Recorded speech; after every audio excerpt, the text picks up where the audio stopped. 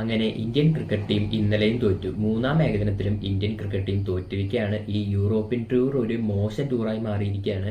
ആദ്യം അയർലൻഡിനോട് 2-0 തോറ്റു, പിന്നീട് ഇംഗ്ലണ്ടിനോട് T20 4-0 തോറ്റു. ഇപ്പോൾ ODI സീരീസും കയ്യിൽ നിന്ന് പോയിരിക്കുകയാണ്. 2-1 ഇംഗ്ലണ്ട് ജയിച്ചിരിക്കുകയാണ്. ഇന്നലത്തെ മത്സരത്തിലേക്ക് വരികയാണെങ്കിൽ ആദ്യം ബാറ്റിംഗിൽ ഇറങ്ങി ഇംഗ്ലണ്ട് 387 റണ്ണാണ് എടുത്തത് 5 വിക്കറ്റ് നഷ്ടത്തിൽ. ബെൻ ഡക്കറ്റ് 141 റണ്ണും ജേക്കബ് ബെത്തൽ 91 റണ്ണും ജോ റൂട്ട് 74 റണ്ണെടുത്ത് പുറത്താകെ നിന്നു. ഇത് ജോസ് ബട്ട്ലർ ആണെങ്കിൽ 13 ബോളിൽ 41 റണ്ണാണ് അടിച്ചത്. ഇന്ത്യൻ ബോളേഴ്സിനാണ് തല്ലി തകർത്തു. അപ്പോൾ ഇംഗ്ലണ്ട് 387 റൺ എടുത്തപ്പോൾ നമുക്ക് തിരിച്ചടിക്കാൻ ഇതേ ഗ്രൗണ്ടിൽ തന്നെയല്ലേ ബാറ്റ് ചെയ്യുന്നത് എന്നൊരു ഇതെനിക്കുണ്ടായിരുന്നു, കോൺഫിഡൻസ്. തുടങ്ങിയത് പതിയെ സ്ലോ ആയിട്ടാണെങ്കിലും അവരത് സ്റ്റഡി ആയിട്ട് തന്നെ കൊണ്ടുപോയി. ഗില്ല് ഒരു 77 റണ്ണും അതുപോലെ തന്നെ രോഹിത് ശർമ്മ ലോർഡ്സിൽ ആദ്യമായി ഒരു ഇന്ത്യൻ ക്രിക്കറ്റർ ODIയിൽ സെഞ്ചുറി നേടിയിരിക്കുകയാണ്. അത് രോഹിത് ശർമ്മയാണ്. അതുപോലെ തന്നെ ഇന്ത്യക്ക് വേണ്ടി ഏറ്റവും പ്രായം കൂടിയ താരം, സെഞ്ചുറി നേടുന്ന പ്രായം കൂടിയ താരമായും രോഹിത് ശർമ്മ മാറിയിരിക്കുകയായിരുന്നു. രോഹിത് ശർമ്മ ഇന്നലെ 138 റൺ എടുത്തു. പുറകെ വന്ന വിരാട് കോഹ്ലിയും 74 റൺ എടുത്തു. ആദ്യത്തെ 3 ടോപ്പ് ഓർഡർ ബാറ്റ്സ്മാൻമാരും നന്നായി കളിച്ചു.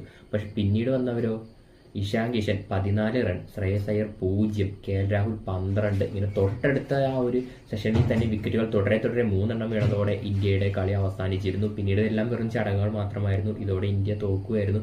ഇന്ത്യ 360 റൺ മാത്രമാണ് എടുത്തത്, 7 വിക്കറ്റ് നഷ്ടത്തിൽ 50 ഓവറിൽ. അതോടെ ഇംഗ്ലണ്ട് ഈ സീരീസ് 2-1 ODI സീരീസും കൊണ്ടുപോയി. അപ്പം മൊത്തം ഇംഗ്ലണ്ടിൽ നടന്നത് 7 മത്സരങ്ങളായിരുന്നു. ഇതിൽ ഇന്ത്യ ആകെ ജയിച്ചത് 1 മത്സരം മാത്രമായിരുന്നു. T20 4 തോറ്റു, ഒരെണ്ണം മഴ കാരണം പോയി.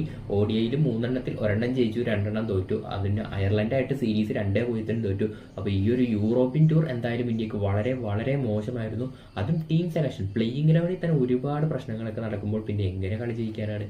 എന്തായാലും ഇന്നലെ ബുംറ ബെഞ്ചിൽ ഇരിക്കുകയായിരുന്നു. എന്തായാലും ടീം ഇന്ത്യക്ക് ഒരു മോശം സമയമാണ്. വേൾഡ് കപ്പ് നേടിയതിന് ശേഷം അടുപ്പിച്ച് 2 വേൾഡ് കപ്പൊക്കെ നേടി. പക്ഷേ അതിനുശേഷം വളരെ മോശം സമയത്തിലൂടെ കടന്നു പോവുകയാണ്.